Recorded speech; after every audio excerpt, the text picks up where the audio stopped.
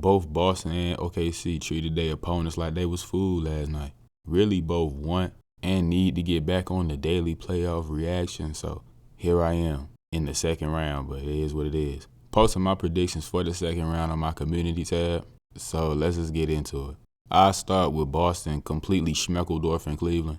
I don't really have too much to say about this game and this series as a whole. Boston is really good. Jared Allen wasn't present in game one, so it hurt their reputation a little bit. You got to see that a decent little amount. Jaylen Brown was cooking. Derrick White was on fire from three. And I actually saw a funny tweet about Derrick White saying something along the lines of the potential Derrick White Finals MVP wouldn't be nothing like Iggy's Finals MVP. Derrick White would literally get it because he's actually the best player on the floor.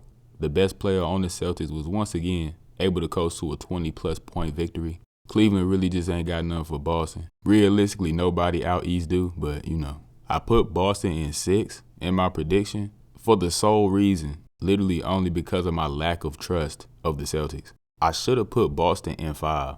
Realistically, they should sweep Cleveland, but I don't trust Boston. They're going to give up that one random game at least, and clearly when I typed up my predictions, I thought they'd drop 2. But yeah, this series don't really move me like that for real.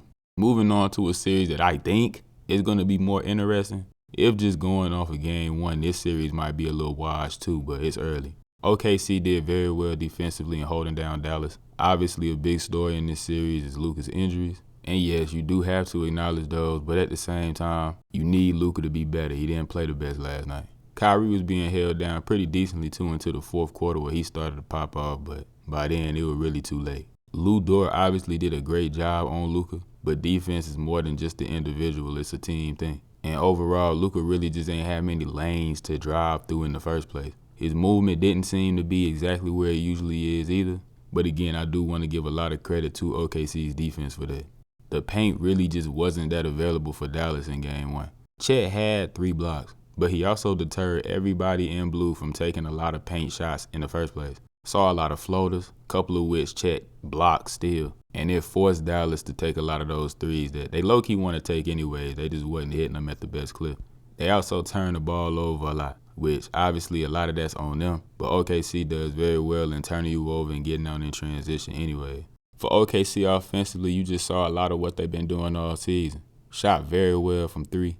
Got a lot of points in the paint off of great cuts. And both Shea and J-Dub did what they do in isolation. Now, for Jaylen, he ain't really pop off for real until the fourth quarter, but he was the one that really put the game away, to be honest. Obviously, it's a 7-game series, and series are all about adjustments. But combining Luka's injury with just what OKC brings to the table as a whole as it is, it might be a little more difficult for them to bounce back in this one like they did against the Clippers after their game 1 loss. We'll see though. Either way, I got OKC in 6.